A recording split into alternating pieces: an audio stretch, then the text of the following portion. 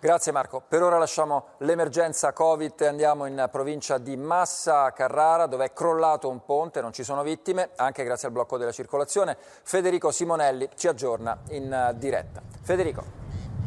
Esatto, noi ci troviamo proprio a Albiano Magra, siamo in provincia di Massa, comune di Aulla. Vedete il ponte alle nostre spalle, è quello che unisce Santo Stefano in Liguria con Albiano Magra, che si trova in Toscana. È crollato questa mattina intorno alle 10:30 del mattino. Le persone con cui abbiamo parlato, gli abitanti del posto, ci hanno detto di un botto fortissimo, sono usciti e hanno visto il ponte crollato.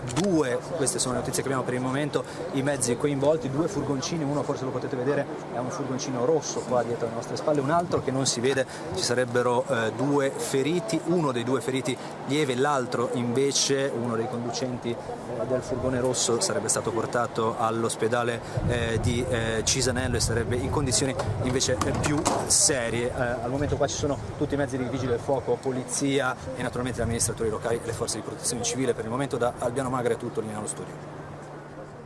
Grazie Federico Simonelli. A Messina il